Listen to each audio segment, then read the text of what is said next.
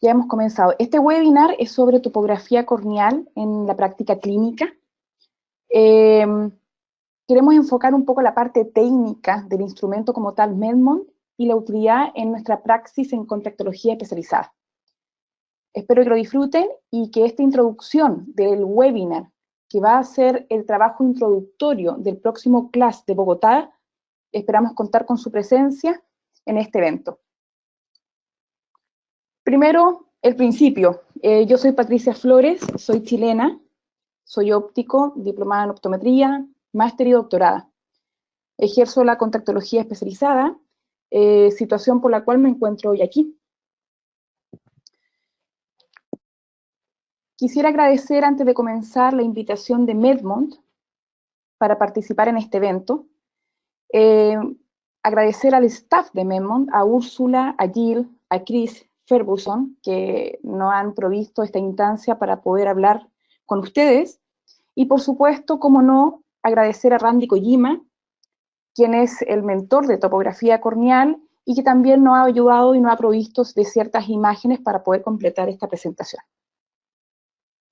Muy bien, hablemos un poco de topografía corneal, pero no la topografía corneal de la que queremos saber, sino de la topografía corneal un poco del futuro.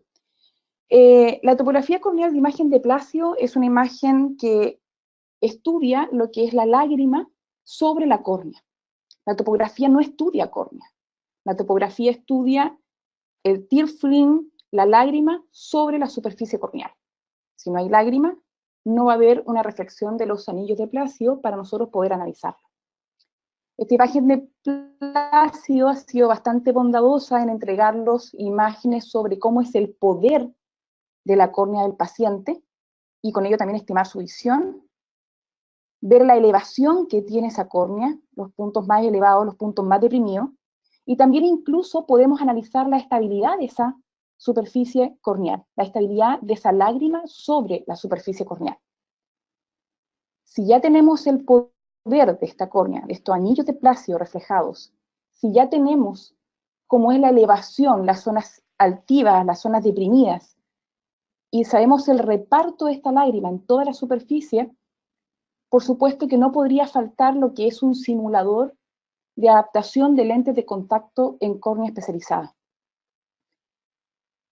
Cuando yo comienzo a hablar en mi práctica clínica, y una de las primeras dudas que uno puede tener es primero, por ejemplo, ¿cuáles son los primeros instrumentos que te compras? Dentro de ellos, sin duda alguna, una lámpara de hendidura es uno de los instrumentos que más necesitamos en contactología especializada, pero ¿cuál comprar, no? ¿Será esta buena? ¿Será esta mala? ¿De qué me servirá? ¿Qué me faltará? Quiero que tenga todas las herramientas necesarias para poder hacer de mi centro de contactología un centro especializado. Luego ya uno indaga y quiere más, y quiere innovarse más. Y es cuando aparece la topografía corneal como una herramienta vital para la contactología moderna.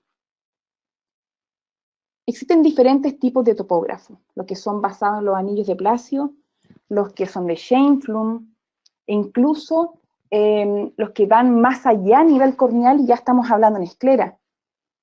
Dentro de los topógrafos que más se habla a nivel científico, uno de ellos, por ejemplo, es un Pentacam o un Galilei, que más que mal están enfocados a otro tipo de herramienta, como es la cirugía refractiva, como valoración de la progresión de una ectasia. Pero cuando queremos un topógrafo que esté enfocado en mejorar nuestra praxis en contactología, un topógrafo de anillo de Placio es lo que nos provee la respuesta. Un topógrafo de anillo de Placio es que nos dice cómo es el poder de la córnea, cómo es la forma de su córnea, cómo está elevada la córnea e incluso saber dónde está esa lágrima en el lente de contacto que queremos simular. Esta adaptación de lentes de contacto simulada es la que nos va a ayudar a disminuir la tasa de aprendizaje en un diseño de contactología especializada, reducir tiempo. La gran diferencia de los topógrafos basados en disco de Placio es principalmente qué tipo de cono es el que tienen, un tipo de cono pequeño o un tipo de cono grande. Paradójicamente, hace un poco tiempo atrás se creía que los conos pequeños no te entregaban una buena cantidad y una gran cantidad de información, pero realmente eso es al contrario de lo que se cree. Los topógrafos de disco de Placio de cono pequeño permiten acercarse a una menor distancia, más cerca de lo que es la córnea del paciente, de lo que es la lágrima en la córnea del paciente. Y por tanto vamos a poder tener mayor información, los discos de Placio van a poder distribuirse en mayor cantidad sobre la córnea del paciente. A diferencia de aquellos topógrafos también basados en discos de Placio, pero donde los anillos de Placio, al ser el cono tan grande, no permite que se acerque demasiado a la córnea del paciente, menos aún en aquellos casos que tengamos ojos hundidos, ojos que están un poco más hacia adentro, donde es difícil la captura. Los topógrafos de disco de Placio de ojo pequeño, de cono pequeño, nos permiten el poder acercarnos aún más a la córnea de nuestro paciente y ampliar la zona de reflexión de estos discos de Placio, que serán los que nos entregarán la información de córnea de nuestro paciente.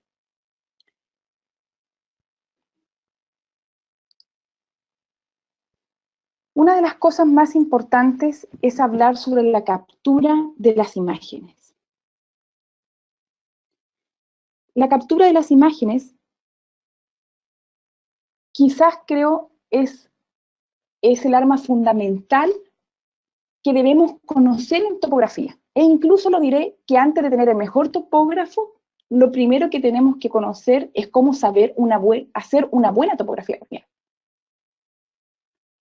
En este caso, este topógrafo anillo de Placio de Medmont, tenemos que acercar lo que es la rendija de color verde hacia el centro de la córnea del paciente, alinearlo, la línea verde nos dirá qué tan hacia adelante o hacia atrás estamos con respecto al enfoque, y de forma automática, cuando se alinee la línea de color verde en el centro óptico del paciente, con la línea roja, de forma automática tomará diferentes capturas.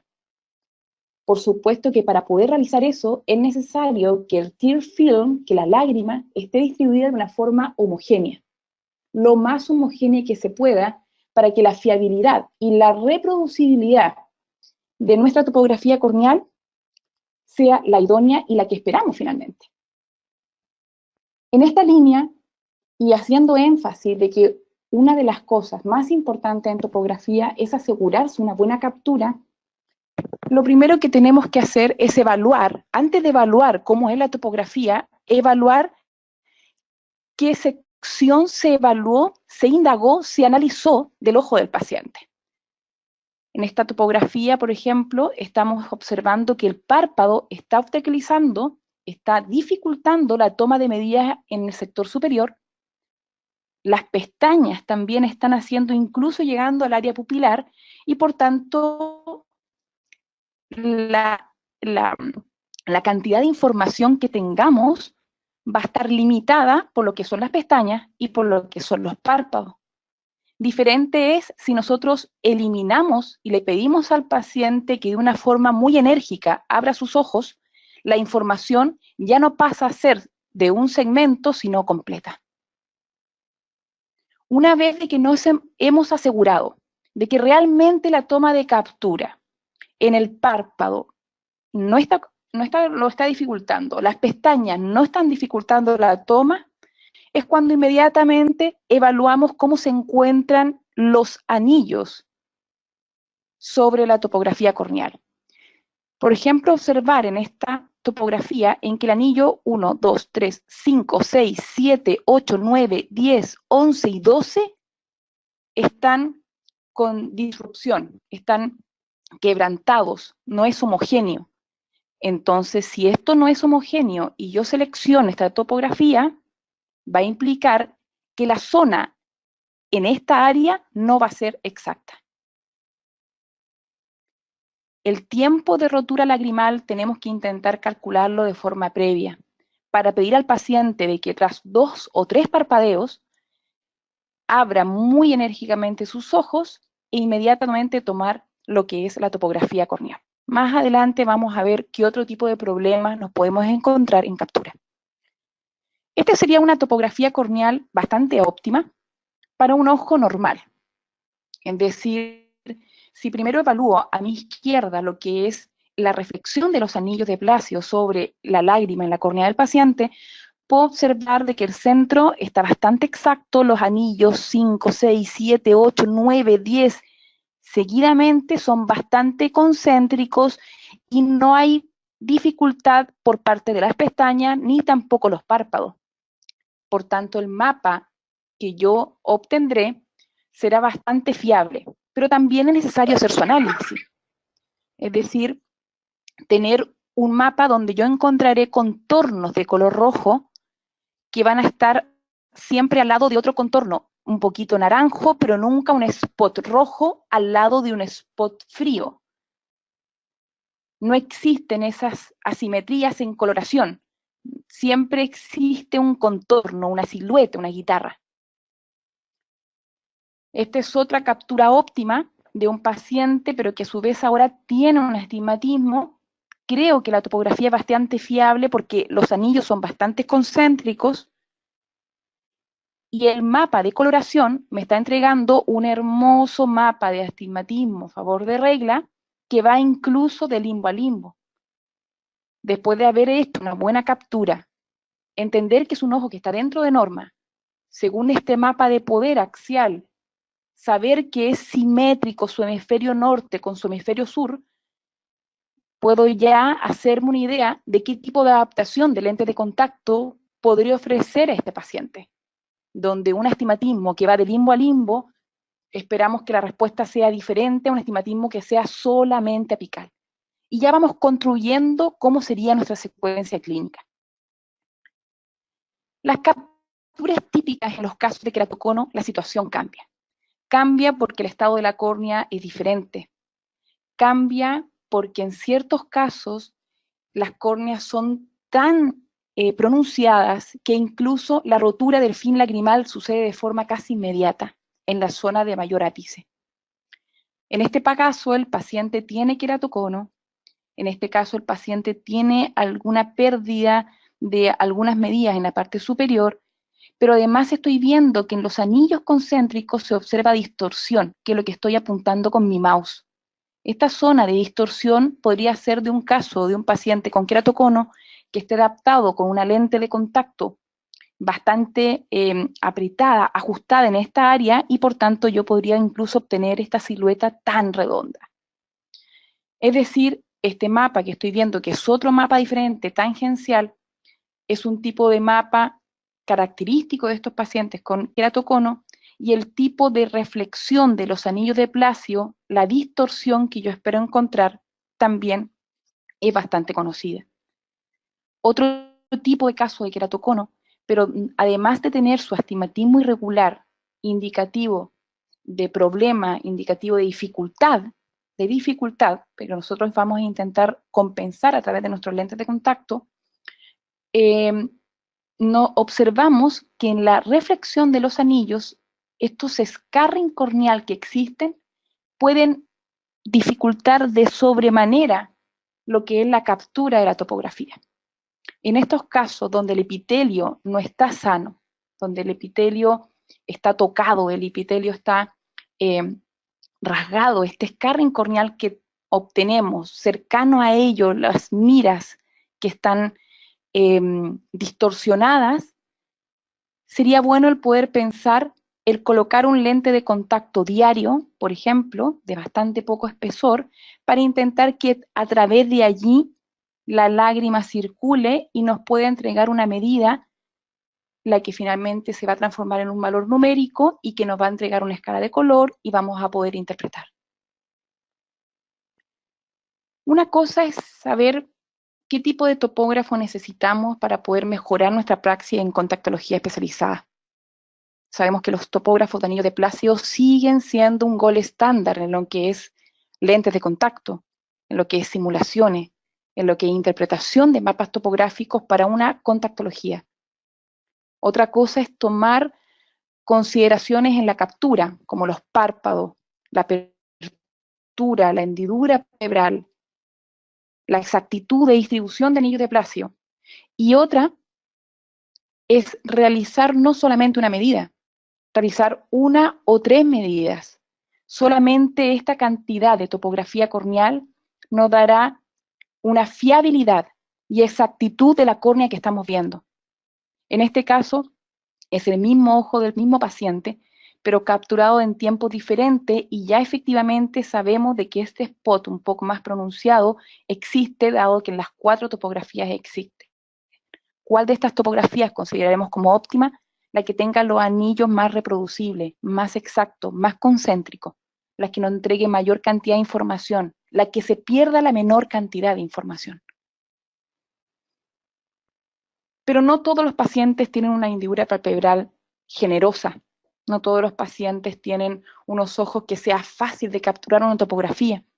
Hay muchos pacientes en los cuales tienen ojos que están bastante hundidos, no en exoftalmos, al contrario, bastante hundidos, hendiduras palpebrales bastante pequeñas, por ejemplo, nuestros niños.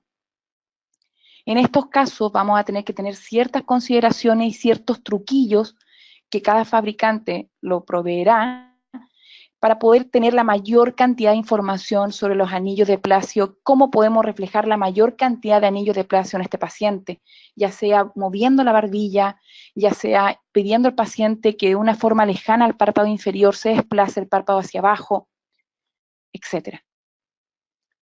Pero, ¿qué hacemos si no podemos tener una mejor captura que esto?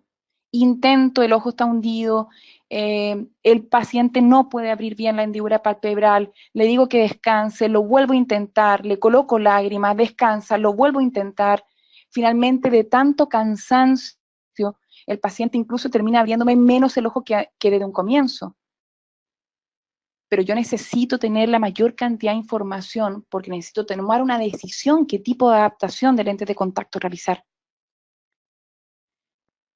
Es por ello de que en este tipo de topografía en Medmont se pensó sobre esto. ¿Qué hacer en los casos en que no podemos tener toda la información que deseamos porque las condiciones corneales, hendiduras, fisionómicas, fisiológicas del paciente no lo permiten? Es por tanto que una imagen de topografía corneal compuesta va a permitir el 100% de registro en córnea. ¿Cómo se hace esto? Esto se hace tomando múltiples topografías corneales, donde el topógrafo Medmont te dice y te indica cuáles son los pasos a seguir. Primero derecho enfrente, enfocando su eje visual con el eje del topógrafo, luego pidiendo al paciente que mire ligeramente hacia arriba y por tanto los anillos de Placio estarán enfocados en la parte inferior del párpado del paciente, pidiendo al paciente que mire hacia arriba y por tanto hacia abajo estarán indicados los anillos, que el paciente mire hacia nasal para que estén enfocados hacia temporal y al contrario. Es decir, en cada uno de los cuadrantes el paciente mira y por tanto en dirección contraria son proyectados los anillos de Placio. Esta imagen central, la imagen superior e inferior, la imagen nasal y temporal del mismo ojo, permitirán entregar un mapa topográfico en cada una de esas direcciones.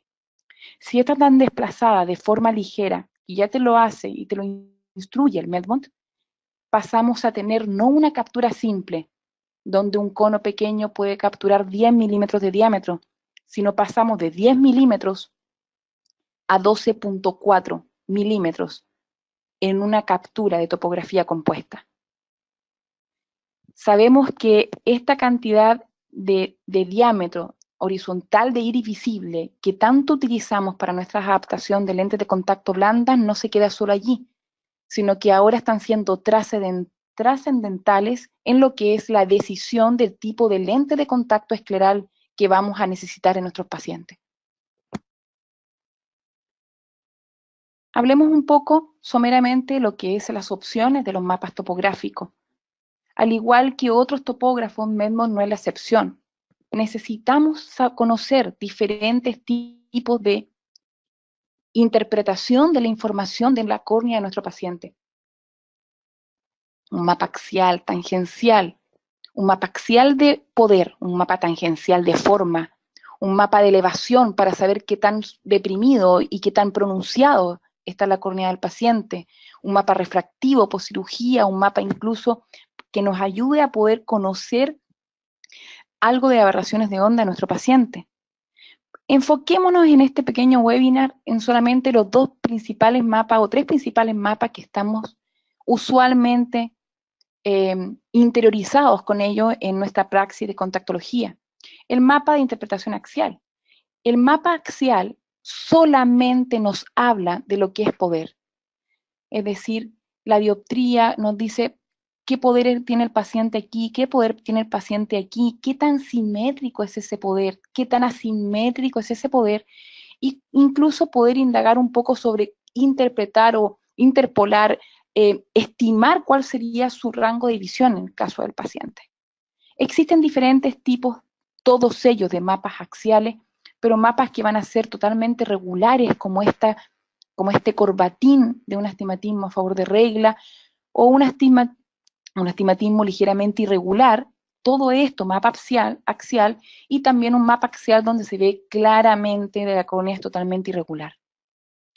La interpretación del mapa tangencial es diferente. Si el axial me habla de poder, tangencial es la forma, el cuerpo, la forma de esta topografía. En este caso, por ejemplo, podemos observar que si bien es cierto a nivel central, la forma es bastante parecida, un poquito más elevada a nivel central, como si fuera un pequeño corbatín, veo que en la parte superior hay como un spot caliente que podría ser incluso interpretado como un artefacto por parte del párpado, pero también veo que en la parte nasal y temporal existe unas zonas que son más deprimidas. Es decir, si pudiésemos indagar y tener incluso una topografía compuesta, es probable que la córnea de esta paciente, en este sector, la forma ya hable de asimetría, de toricidad. Es decir, tangencial, forma. Todos estos son mapas tangenciales. Cada uno de ellos nos va a dar información de relevancia para el tipo de procedimiento que estemos efectuando. Si queremos saber cuál es el punto de curvatura más alto, eso lo dice el mapa tangencial. Curvatura, forma. Si queremos poder interpretar nuestra adaptación del lente de contacto gas permeable, si está haciendo algún tipo de moldamiento corneal, ese moldamiento lo veremos en el mapa de forma, que es el mapa tangencial. E incluso para ser precisos y ser vigilantes de cómo ser centrado de esta adaptación en un paciente tratado con ortoqueratología, si esta adaptación está centrada de la orto-K o a su vez descentrada. El tercer mapa es el que más nos está proveyendo información ahora de contactología especializada. Ya mi compañero Carlos va a hablar de ello a continuación, pero hablar que el mapa de elevación, el mapa que nos dice qué tan elevado o deprimido está con respecto a la mejor esfera de referencia, nos va a decir y nos va a dar la idea cómo va a ser este mapa de elevación muy preciso, muy cercano, muy similar a la adaptación en fluorograma que yo tendré en mi lámpara de hendidura. El mapa de elevación lo que hace es contrastar la córnea del paciente con respecto a la mejor esfera de referencia del instrumento. Si la esfera de referencia del instrumento está dictada por esta línea de color verde, en esta angularidad que estoy marcando con mi mouse sobre la línea blanca, es la que está analizando este mapa de conteo, observamos que en esta zona nasal y temporal está bastante pronunciada la adaptación, bastante pronunciada la córnea, y en esta zona, al contrario, más vertical, que es el meridiano, más cerrado, está bastante más deprimida con respecto a la esfera de referencia. Es decir, tenemos tres tipos de mapas que nos entregan tres informaciones diferentes. Uno de ellos es el mapa axial de poder, el segundo es el mapa de forma y tercero es el mapa de elevación. El mapa de elevación, la información nunca la vamos a poder obtener en un mapa axial o en un mapa tangencial. Si queremos saber qué tan elevada está la córnea, qué tan deprimida está la córnea, entonces vamos a tener que usar el mapa correspondiente, que sería nuestro mapa de elevación. Otra función que tiene la topografía corneal es poder ayudarnos a poder hacernos una idea qué tan simétrica o asimétrica es la córnea de nuestro paciente. En este caso, los índices de detección de asimetría son de bastante utilidad y la coloración de ellos también nos dice mucho. Cuando los índices, el IC, el CAI, el SRI, están de color verde, va a indicar que está dentro de la norma para un paciente de su edad con este tipo de curvaturas corneales, este tipo de forma, este tipo de poder. En este tipo de mapa axial de un paciente a astigmatismo a favor de regla, observamos que de su punto de menor poder a su punto de mayor poder, la diferencia es menor a 10 dioptrías. Cuando la diferencia es menor que 10 dioptrías, es por tanto considerado como una córnea que está dentro de norma. Es por ello que todos sus índices son de color verde. Diferente es cuando analizamos otro tipo de córnea en que la diferencia entre el punto de menor poder con respecto al punto de mayor poder supera esas 10 dioptrías, ya estamos hablando de una córnea asimétrica, como en este caso de un paciente con ectasia corneal, donde de su punto de menor poder al punto de mayor poder es mayor esta diferencia que 10 dioptrías, y por tanto es signo de alerta. Por tanto, no es un signo, no es esto decisivo para poder decir que la córnea tiene queratocono u otra cosa, pero sí es decisivo para pedir al paciente quizás una paquimetría ultrasónica, una paquimetría óptica, para intentar posteriormente a este paciente ser más exhaustivo en mi examen de lámpara de hendidura, buscar anillo de Fleischer, signo de Muson, estrías corneales, nervios, algún signo característico de esta probabilidad de queratocono por parte del paciente. Los índices de detección asimétrico son una ayuda bastante relevante en nuestra praxis. Contactología es un mundo, córnea irregular es un mundo, topografía corneal es un mundo. Queratoconos, degeneraciones marginales, anillos, queratoplastia, son solo algunas del área de contactología especializada que tenemos.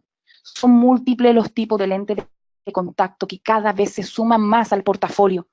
Cada vez más tenemos que decidir si a ese paciente que tiene córnea irregular adaptamos una híbrida o una lente de contacto blanda para córnea irregular o una gas permeable o incluso una lente de contacto escleral.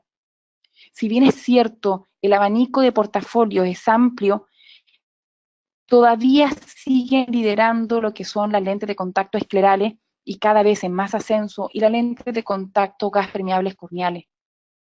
A continuación, Carlos nos va a hablar un poco más sobre ello, solamente de forma breve, mencionar que esta utilidad clínica en nuestra herramienta, en la práctica, es sin lugar a duda una de las más útiles.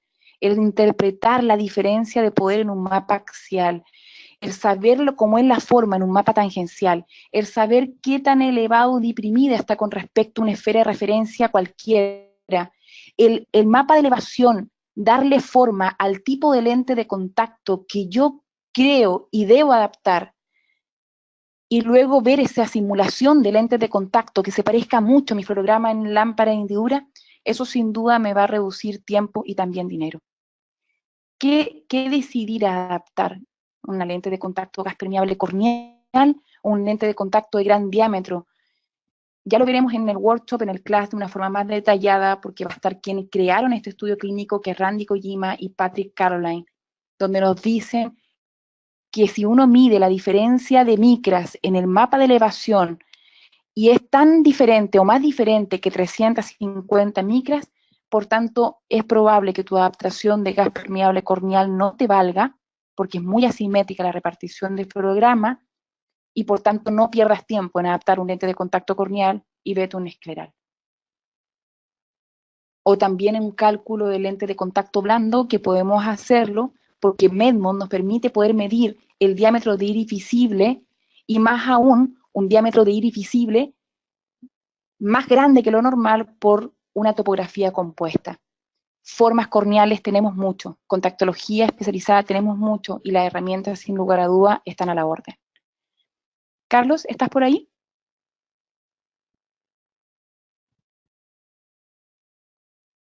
Claro que sí, Patricia, muchísimas gracias. Creo que está muy, muy interesante hasta ahorita. Espero que todos les esté sirviendo yo no tanto, creo que es muy, muy interesante toda esta parte, pero algo que es todavía más interesante es, bueno, ¿qué vamos a hacer para que esto, pues bueno, lo llevemos a la realidad, que esto ahora sí que se lleve en mi práctica y me pueda facilitar la vida, ¿no? Creo que no solo es en un momento dado el quedarme en, ya sé que tiene un queratocono, en quedarme en, bueno, tengo la enfermedad, ahora qué voy a hacer, ¿no? Entonces, esta parte que decía Patricia del lente de contacto, creo que es una de las ventajas que para nosotros va a significar ahorrar tiempo en silla, maximizar nuestra utilidad porque vamos a reducir el número de cambios de lentes, vamos a poder personalizar los lentes a un nivel que nunca antes habíamos pensado, vamos a dejar de estar pensando simplemente en el patrón de fluoresceína bajo la lámpara hendedora se ve bien, es aceptable más o menos, estar como con el dedo al aire para decir funciona o no funciona.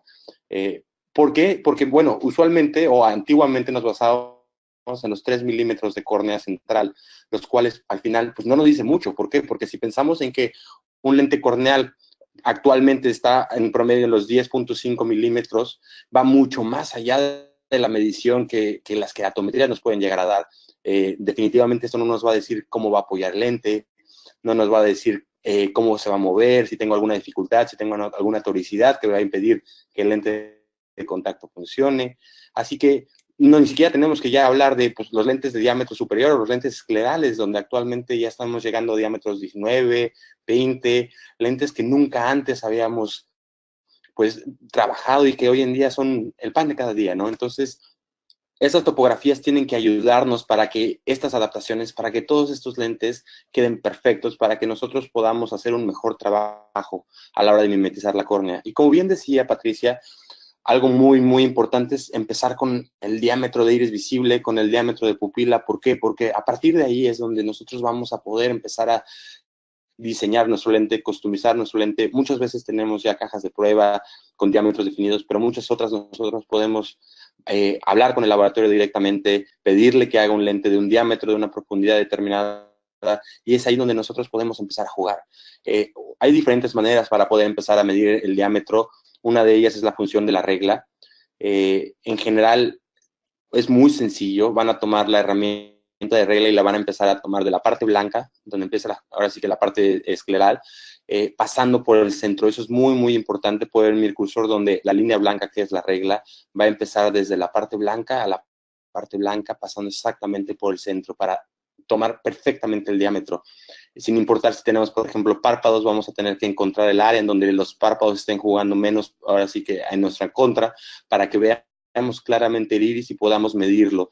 Esto es tanto para el iris como para la pupila. ¿Por qué? Porque incluso, por ejemplo, para el tratamiento de ortoqueratología es muy importante saber el diámetro de la pupila.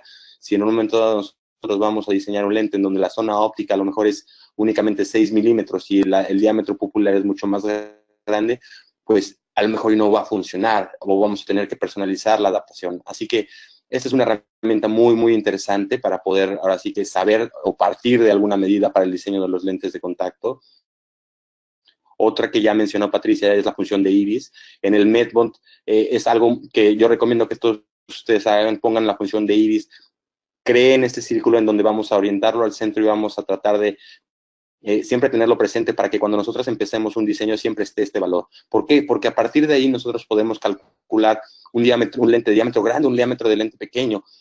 Actualmente los expertos están hablando de que un lente, por ejemplo, corneal, tiene que ser alrededor de 1 o 2 milímetros más pequeño del diámetro total de iris visible. Y el lente escleral, los diseños, por ejemplo, de Contamac, Blanchard, Bausch & Lomb, se están centrando en adaptaciones entre 1 a 2 milímetros más grande de la córnea. Así que esa es la primera medida que nosotros vamos a tomar para el diseño del lente de contacto. ¿Y cómo lo vamos a hacer? Bueno, analicemos un caso rapidísimo para que puedan ustedes darse cuenta de cómo va a funcionar esto. Primero, partamos de esto. Bueno, ¿qué es esto? Empecemos por el mapa axial. Podemos darnos cuenta de que esto es un astigmatismo, ¿no? Un astigmatismo a favor de la regla. Como decía Patricia, lo primero que tenemos que ver en el mapa axial es poder. Nos tenemos que dar cuenta en un momento dado de cómo están estas zonas. Lo que ella decía es muy, muy importante para nosotros empezar a analizar si la topografía está bien tomada o está mal tomada. Es claro dónde está el 8 a favor de la regla, los contornos son suaves, son homogéneos, hay un degradado bastante smooth que va desde el centro hacia la periferia, lo cual nos dice que es pues una córnea bastante normal. Está el astigmatismo, como lo pueden ver, ubicado prácticamente en el centro. Si vemos las medidas queratométricas 44-15 y 45-28, tenemos únicamente 1.14 dioptrías de astigmatismo corneal, así que es un astigmatismo bastante bajo. Y si ubicamos que esta es la pupila y que el astigmatismo está en esta parte central, entonces nuestro lente de contacto en teoría no tendría que tener problema para poder ser adaptado, debido a que siempre va a caer más allá, ahora sí que de los límites de la pupila. Nosotros siempre vamos a tener ese clearance, el cual, pues, este astigmatismo, esta turicidad no debería estarnos afectando. Nosotros aquí lo que podríamos hacer en un momento dado es poner el cursor, como bien decía Patricia, aquí y aquí, para ver la distribución de poder y para podernos darnos cuenta si este paciente a lo mejor puede ser adaptado con un lente aéreo, un anteojo o con alguna otra ayuda que puede corregir tranquilamente, ¿no? Pero bueno, en este caso veamos el mapa de elevación, que como bien decía, es donde nos va a decir realmente si vamos a poder llegar a tener algún problema, poder empezar a predecir dónde vamos a tener acumulación de lágrima. Aquí estamos viendo unas zonas azules, en donde es, como bien decía, la parte deprimida. Nosotros tenemos que identificarlo luego, que ahí es donde naturalmente, como si fuera un lago, vamos a tener esta acumulación lagrimal. Si ponemos un lente de contacto, podemos empezar a predecir que aquí es donde mi lente de contacto tiene riesgos de causar burbujas, de tener una acumulación excesiva que vaya a causar un deterioro de la visión. Y el apoyo va a ser en las partes más elevadas, que en este caso sería, por ejemplo, aquí y aquí, lo cual, si vamos a nuestras reglas de adaptación, está perfecto, porque un lente de contacto tiene siempre que apoyar a las 3 y a las 9 con un apoyo homogéneo, el cual nos permita que el lente se apoye y no se balancee, que no tenga un desplazamiento lateral, que no vaya a incomodar al paciente de esta manera. Entonces, es el primer análisis. ¿Y qué vamos a hacer con el topógrafo? Bueno, más allá simplemente de decir, creo que funcionaría, podríamos hacer un lente teórico. Brevemente, lo que va a hacer el topógrafo es estimar como la curva base que mejor mimetice la forma de la córnea, y lo va a poner. Y a partir de ahí nosotros vamos a poder empezar a personalizar el lente de contacto a través de todos los parámetros. Nos va a permitir empezar a jugar con la adaptación para que nosotros podamos personalizar incluso desde antes de que siquiera hayamos puesto un lente de contacto sobre el paciente. Así que si nosotros tuviéramos una caja de pruebas, pudiéramos empezar a estimar qué lente va a ser el que va a funcionar mejor. Si nosotros tenemos ya un laboratorio en el cual podamos dar las medidas, incluso podríamos personalizar completamente el lente, diseñarlo y pedirlo sin siquiera haber puesto un lente de contacto. Y veamos, por ejemplo, en esta córnea, a la hora de que nosotros ponemos el lente de contacto, este es el lente de contacto sobre la córnea. El primer paso, como siempre, es analizar el meridiano horizontal, darnos cuenta que centralmente la curva base que estamos utilizando sea correcta. Recordemos que nosotros estamos buscando alrededor de 20-25 micras de fluido debajo del lente centralmente. Aquí pueden darse cuenta que estamos alrededor de 20-25 micras, así que la curva base centralmente está bien. El apoyo aquí que estamos teniendo es a las 3 y a las 9, es un apoyo sano. Realmente este lente funcionaría muy bien, por esta parte está bien centrado en el eje. Viéndolo en el meridiano vertical, tenemos un poco más de acumulación de lágrima, de la que en un momento dado sería perfecta, pero no es mayor problema. Estamos teniendo alrededor de 35 micras. Pero si regresamos al mapa de elevación, podemos entender claramente por qué, porque ahí tengo una depresión, la cual es la forma natural de la córnea, así que no hay manera de evitar que ahí se acumule lágrima. Y eso, evidentemente, es lo único que tenemos que estar conscientes, que aquí podemos en un momento dado tratar de mejorar, pero es un lente aceptable y que siempre va a tener una acumulación debido a la forma natural de la córnea. Teniendo 40 micras, no estamos ni en riesgo de burbuja, no estamos en riesgo de un rocking, es un lente que va a funcionar perfectamente, como ya lo habíamos predecido. Es un caso bastante sencillo, es un caso bastante estándar, y en forma de córneas regulares, pues bueno, diríamos, no tiene mayor chiste, ¿no? Eso lo podría hacer sin ningún problema con mi lámpara de hendidura. Pero ¿qué pasa cuando tenemos un caso más desafiante, por ejemplo? Como bien decía Patricia, primero tenemos que entender si la topografía está bien tomada, si los aros están bien tomados, si tenemos algún problema en el cual estemos ahora sí que teniendo una mala topografía antes de empezar a inferir o empezar a adaptar al paciente. Y bueno, veamos el mapa axial. ¿Qué es esto? Bueno, pues obviamente estamos viendo aquí un queratocono. Si tuviéramos aquí la división en 4, nos daríamos cuenta que es una córnea totalmente irregular, es decir, este meridiano a la hora de que doblemos a la mitad, nada tiene que ver simétricamente esto con esto. Igualmente, si lo partimos a la mitad, la parte superior y la parte inferior obviamente no son simétricas, así que esta paciente, también por la distribución, si pusiéramos el cursor aquí, viéramos el poder dentro de la córnea y la distribución que tiene, por ejemplo, en esta zona blanca, en esta zona azul, como decía Patricia, la distribución va a ser más de 10 dioptrías sin ningún problema, así que el paciente jamás va a poder corregir con un anteojo. Tendremos, este paciente directamente se tendría que ir a un lente de contacto para poder dar una buena visión. Nos damos cuenta con el mapa tangencial que evidentemente va a ser un reto. ¿Por qué? Porque a la hora de que nosotros pongamos el lente de contacto, el queratocono no es central, está un poco inferior, el cual va a afectar así que nuestra adaptación. Los índices, si en un momento dudáramos si fuera un queratocono o no, los índices de irregularidad, como bien decía Patricia, son un apoyo tremendo para cerciorarnos y para decir sí, si tengo o no tengo, si tengo cualquier duda. Y si vemos el mapa de elevación, wow, veamos toda la parte inferior, ese mar azul que podríamos llamarle, es un problema. ¿Por qué? Porque a la hora de que nosotros pongamos el lente ahí va a ser una acumulación severa. Y veamos la parte superior, toda esta parte roja, es una elevación bastante marcada, ¿no? Entonces, tendríamos primero que hacer análisis que ella decía. Estamos viendo aquí que en las partes más elevadas tenemos hasta 180 micras de elevación. Esto es que cuando ponga el lente de contacto, lo primero que va a tocar es esta zona elevada. Y aquí, obviamente, puedo empezar a predecir que vamos a tener una acumulación bastante fuerte. Sin embargo, tiene únicamente 340 micras de diferencia entre el meridiano más elevado y entre el más deprimido. Así que estadísticamente debería de funcionar un lente rígido. Podríamos empezar directamente con un lente rígido tradicional en lugar de irnos con un lente escleral o buscar otra opción. Pongámoslo, colocamos el lente y nos damos primero cuenta en el meridiano horizontal, podemos adaptarlo correctamente. Aquí centralmente estamos alcanzando alrededor de 60 micras de fluido, lo cual es muy bueno. Al final de cuentas no es perfecto, no son las 20 micras, pero va a darle una buena visión, vamos a hacer un buen apoyo a las 3 y a las 9, nos va a permitir que el lente se ancle bien, que no tenga un movimiento, un desplazamiento lateral, nos va a permitir que con este clearance que tenemos en el centro sea un lente cómodo, que en un momento dado no esté tocando la zona afectada, que sea muy incómodo para el paciente.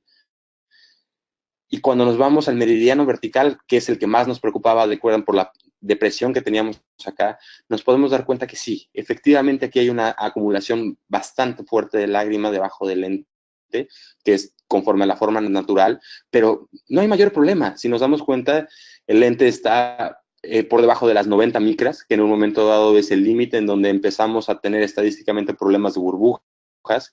Está en el fluido desplazándose correctamente, vamos a tener una buena lubricación debajo del lente, así que es un lente que nos va a funcionar correctamente, pese a que tenemos una córnea con un queratocono bastante elevado, donde tenemos una córnea afectada, este lente de contacto tradicional serviría muy bien. Así que para córneas regulares y irregulares funciona bien, pero ¿qué pasa? También veamos un caso similar. ¿Qué pasa en este queratocono, por ejemplo? Muy similar, diríamos, es prácticamente lo mismo, es un queratocono que está un poco desplazado inferiormente. En cuanto al tamaño no se ve mayor problema. Los índices de detección nos arrojan claramente que es un queratocono. El mapa de elevación se ve muy similar, pero ¿qué pasa? Veamos realmente si es el mismo caso. En la parte superior vamos a tener 300 micras. En la parte inferior vamos a tener 280 micras. Son 605 micras de diferencia entre un meridiano y otro. Eso es muchísimo. Son más de las 350 micras de las cuales hablábamos. Así que si tratáramos de poner un lente rígido, hagámoslo, ¿se podrá adaptar? A la hora de que nosotros hacemos el apoyo a las 3 y a las 9 y centralmente evaluamos el fluido, nos damos cuenta que ahí no hay mayor problema, ahí no vamos a tener ningún tema, el apoyo es sano, en un momento dado tenemos, como les decía, mayor fluido del que quisiéramos, no tenemos las 20, 25 micras ideales, pero tampoco está mal.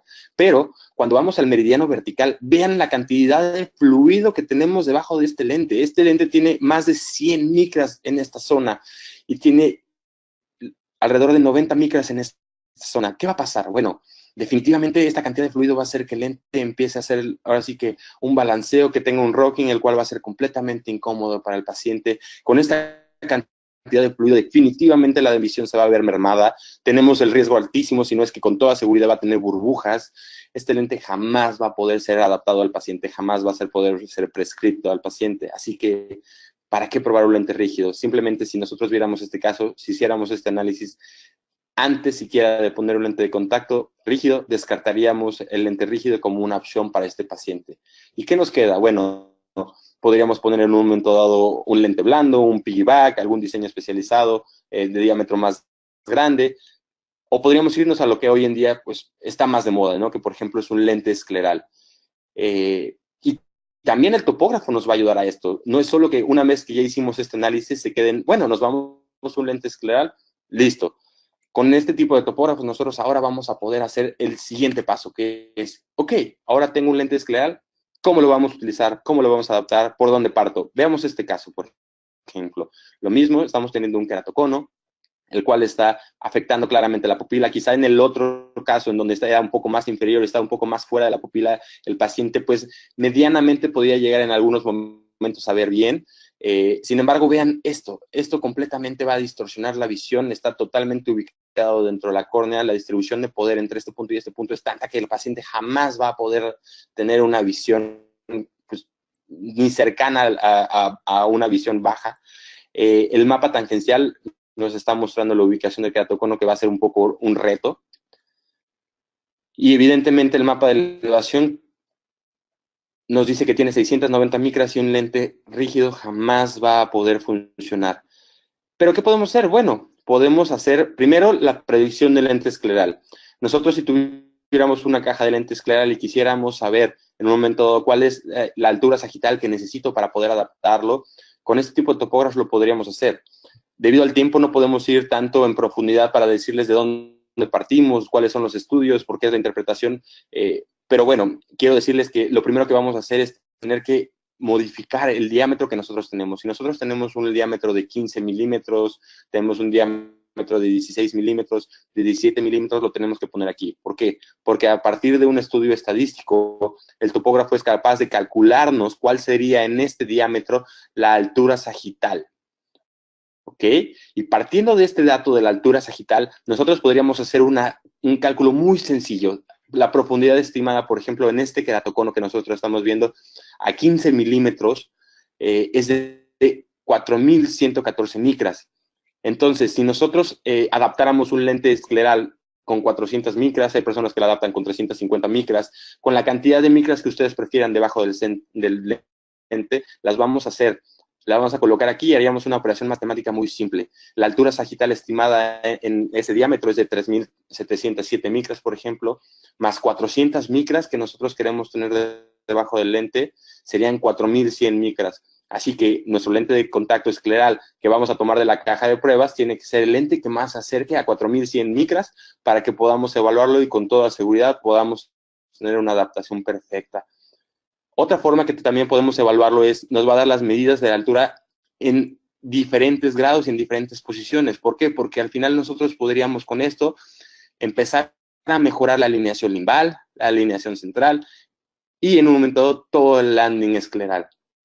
Es una parte en la cual es muy, muy poderosa si nosotros queremos empezar a personalizar mucho más el lente a detalle. Con esto nosotros podemos empezar a generar patrones de adaptación mucho más precisos y darnos una idea siquiera antes de poner un lente de con qué tengo que comenzar. Y no solo nos quedamos ahí, en un momento dado podríamos, igual que con el lente de contacto rígido, poner un fluorograma, poner un lente de contacto teórico y ver cómo funciona. Podemos ver en un momento dado si ese lente a la hora que lo coloquemos va a tener una distribución adecuada, si el apoyo en un momento dado va a ser sano, si vamos a tener en algunos puntos demasiado fluido. Esto es una herramienta muy, muy padre porque al final nosotros no solo vamos a ver verde, ¿saben? Muchas veces a la hora de que ponemos el lente de contacto escleral, únicamente vemos verde, pero no sabemos si a lo mejor por debido a algunas zonas que tenemos ahí deprimidas vamos a tener un fluido exagerado, si en algunas zonas en donde estamos teniendo verde aparentemente va a ser muy corto y a la hora de que nosotros empecemos a asentar el lente, porque todo lente escleral sabemos que va a tener un nivel de asentamiento, muchas veces es muy poco, muchas veces es bastante. Al final tenemos un estudio ya de la Universidad del Pacífico que nos habla más o menos de 150 micras de asentamiento, pero bueno, al final de cuentas, toda córnea es diferente, toda esclera es diferente. Entonces, ¿cómo reaccionaría en un momento dado el paciente si tenemos un asentamiento normal, si tenemos un asentamiento medio, un asentamiento muy, muy elevado? En un momento dado va a reducir este asentamiento, va a causar la reducción tanto de fluido que va a llegar a tocar la córnea. Si llega a tocar la córnea, entonces, ¿qué sentido tendría un lente escleral? Esa es otra cosa que nosotros podemos hacer para poder estimar si ese lente nos gusta, si queremos darle mayor holgura, menor holgura. Es una herramienta muy, muy interesante. Y bueno, por último, debido al tiempo, otra cosa que a mí me interesa mucho saber siempre a la hora de hacer la adaptación del lente de contacto es la calidad lagrimal. ¿Por qué? Porque al final nosotros sabemos que con un lente de contacto la evaporación de la lágrima es hasta 4 veces más que en la córnea naturalmente, estando en un medio abierto. Entonces, incluso en una córnea sana que tuviera una calidad lagrimal pues buena, podríamos llegar a tener problemas de ojo seco. Y si partimos ya de una persona que tiene un problema de ojo seco sin que nosotros lo detectemos, podemos llegar a hacer una adaptación perfecta, pero el paciente va realmente a ser cómodo.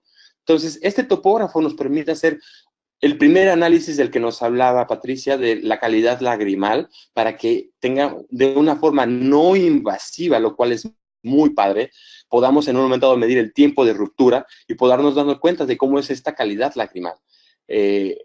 Aquí vamos a poner un ejemplo rapidísimo. Ese es un ojo izquierdo, un paciente que no tiene ninguna gota, no tiene ninguna lágrima artificial, es solamente su lágrima. Aquí nos podemos dar cuenta de cómo la ruptura de la lágrima es rapidísima. Centralmente, si nos damos cuenta de los colores azules, de repente van cambiando a colores rojos, donde tenemos el rompimiento de la lágrima. Y bueno, si nosotros en un momento dado recetáramos un tratamiento de lágrima artificial para este paciente, ¿mejorará? Veámoslo. Pueden darse cuenta de cómo todo centralmente a la hora de poner esta gota de lágrima artificial automáticamente cambia, ¿no? Se ve muy, muy diferente. Toda esta parte azul en medio es que la córnea está bien humectada, lo cual para nosotros, pues, quiere decir que está funcionando el tratamiento. Ahora, más allá de solamente tener el tiempo de ruptura, Medmon ha diseñado un factor o ha creado un factor el cual te va a indicar o va a ayudarte a decir si tiene ojo seco o no tiene ojo seco. ¿Cómo es esto? Bueno, en todo lo que es arriba de punto 1, quiere decir que tiene ojo seco. En la parte izquierda, en donde no tenemos la lágrima artificial, nos podemos dar cuenta de que tiene un factor de punto 276. Esto quiere decir que en este caso tiene ojo seco. No hay duda. Automáticamente nosotros nos damos cuenta que en la córnea en general y centralmente vamos a tener problema de ojo seco. Cuando nosotros ponemos la lágrima artificial, automáticamente esto baja dramáticamente y centralmente a la hora de poner la lágrima es casi como si fuera una córnea normal.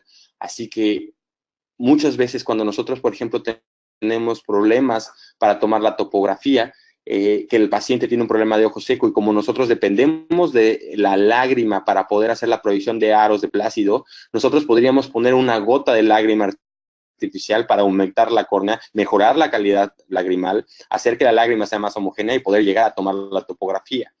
Una de las preguntas que siempre me hacen es, bueno, ¿y esto va a afectar la topografía? Sí, claro que va a afectar la topografía. Nos va a causar que la topografía salga un poco más plana centralmente. Sin embargo, esto va a ser tan bajo que nosotros ni siquiera tenemos que preocuparnos por ello. Realmente es un tip que yo les doy. La lágrima artificial nos ayuda muchísimo en el día a día si tenemos un problema de ojo seco, el cual pues les recomiendo que utilicen.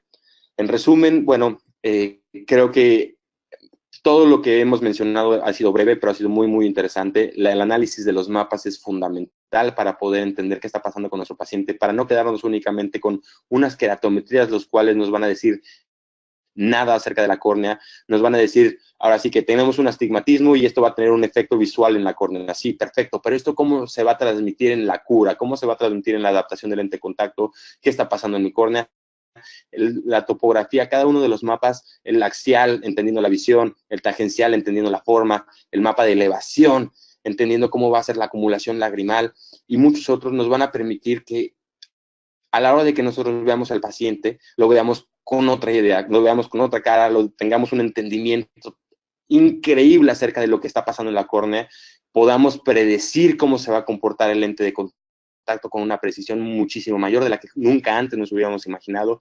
En tratamientos, por ejemplo, como el de ortoqueratología, que aquí hemos hablado muy poco, es fundamental, porque al final, mediante este tipo de aparatos, vamos a poder determinar qué está pasando en la noche con el paciente, cosa que si no tuviéramos, no pudiéramos llegar durante la noche y abrir el ojito y empezar a ver con la lámpara o cualquier cosa, es imposible. Este tipo de aparatos es lo que actualmente nos está permitiendo llegar a este grado de tecnología, de especialización, de diseños tan precisos, bueno, simplemente gracias a este tipo de aparatos es que hoy en día ustedes van a ser capaces de reducir el tiempo en silla, hacer adaptaciones y mimetizar la córnea como nunca antes lo han hecho, gastar menos y maximizar en un momento dado sus utilidades. Les recomiendo que nos acompañen en los talleres que vamos a estar dando en Colombia el 11 y 12 de mayo. Van a ser 2 talleres excelentes de topografía corneal y adaptación de lentes de contacto especializados. Y también en México tendremos un taller el día 28 de abril, en el cual estaremos tocando a profundidad durante 8 horas acerca de la topografía. Si ustedes están interesados en adaptar ese tipo de lentes, en empezar a involucrarse con la topografía, el poder conocer más, incluso si ustedes ya tienen un topógrafo y quieren usarlo de mejor manera, entender las topografías mucho mejor, aprender de eminencias como Randy Kojima y Patrick Caroline, todas unas instituciones en este tema, expositores internacionales, acompáñenos.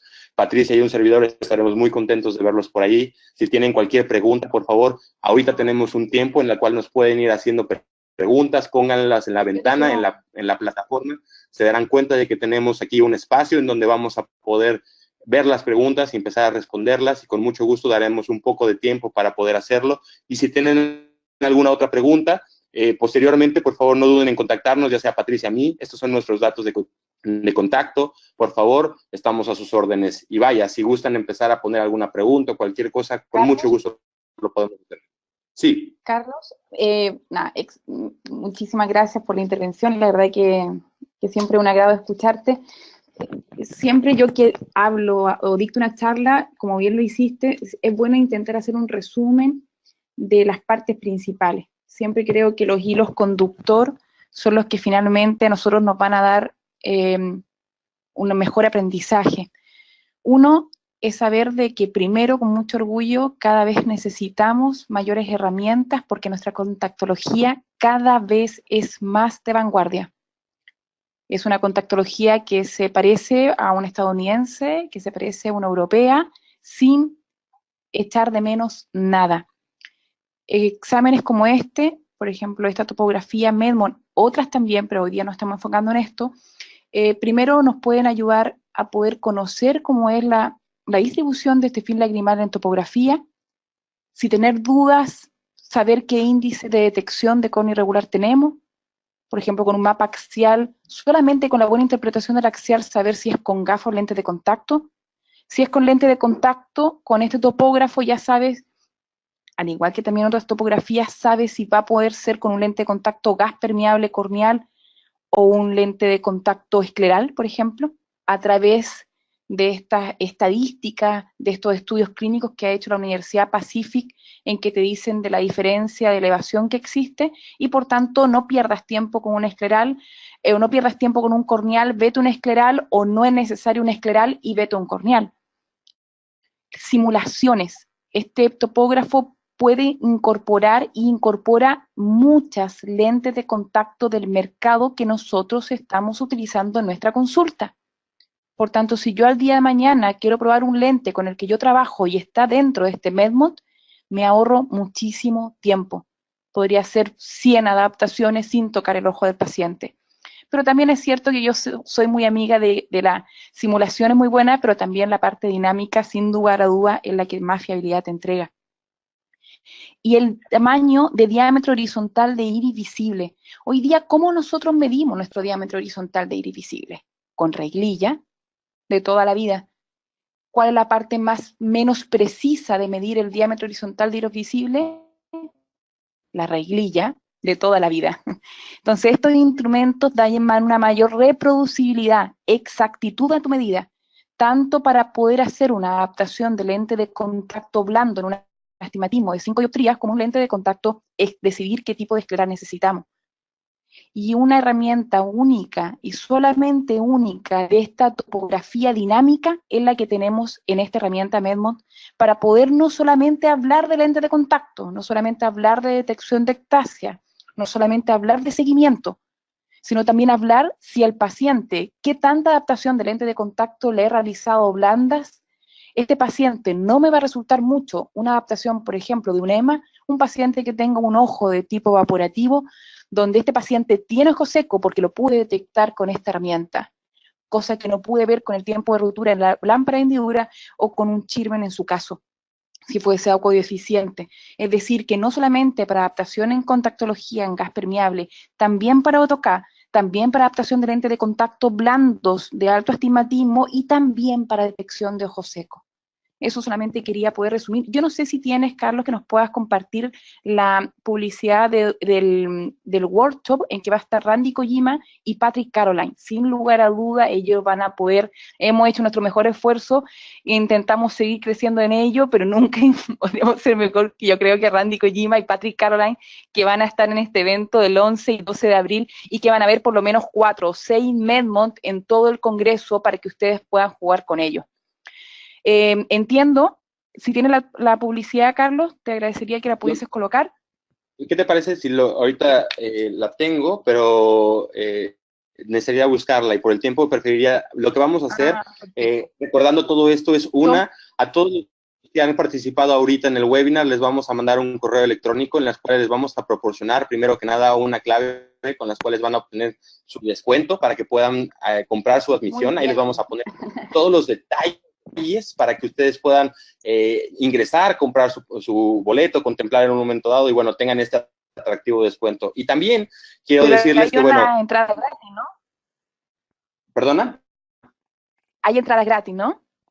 Exacto, es a donde iba. Ahora, quería decirles también, como Patricia se me ha adelantado con toda la bomba y parafernalia, que tendremos también entradas gratuitas, las cuales, gracias a nuestro patrocinador, en este caso Medmont, vamos a dar 20 entradas gratuitas. Entonces, a los que han participado y han atendido con toda atención a este webinar, se hará una rifa en donde si ustedes se hacen acreedores, publicaremos la lista de resultados, vamos a mandarles ahí también sus cortesías para que puedan asistir completamente gratis. Ahí tendrán toda la información, como te digo, Patricia, con mucho gusto yo se las haré llegar del taller, de todo lo que vamos a hacer ahorita en Colombia, del taller que tendremos en México, de todo para que ellos no se pierdan y si tienen la oportunidad de asistir a cualquiera de los eventos que tenemos, pues pueden hacerlo con mucho gusto y si son los ganadores, pues muchas felicidades. Esperemos que lo aprovechen y los veamos ahí, así que muy pronto.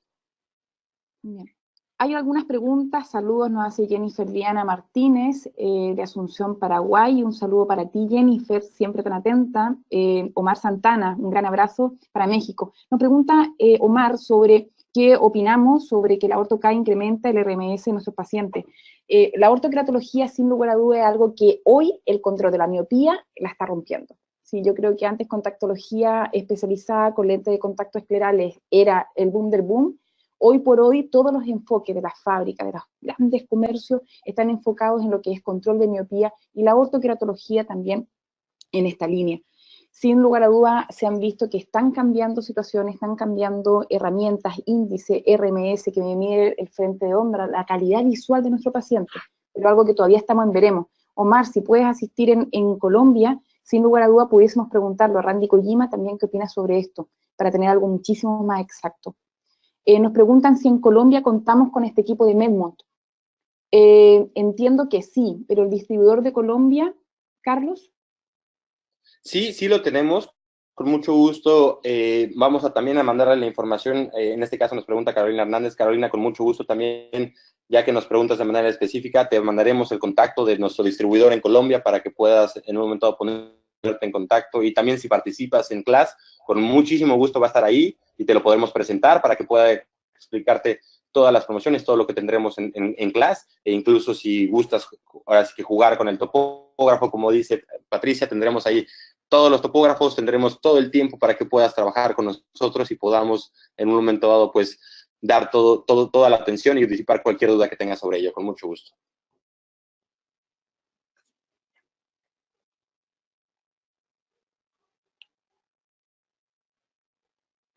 Me pregunta mi coterráneo, qué ilusión me hace, Roberto Villanueva, ¿cómo estás? Un saludo a todos los chilenos, tengo que decir, ¿eh? Soy patriota. Roberto, claro, tengo el topógrafo Medmont con todas las herramientas en mi consulta, así que cuando quieras estás invitado. Y creo que nos vemos en el clase, así que estás también cordialmente invitado a nuestro workshop.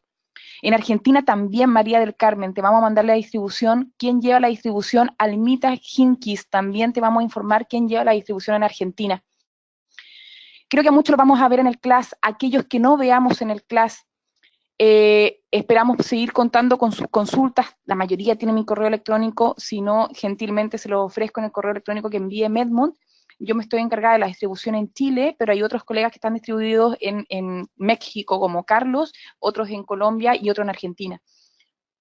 Pero creo que cada vez se está diversificando más el tema. Amelia Janet, también, Janet Vargas, cariño, un saludo para ti. Y ya te lo mostraré.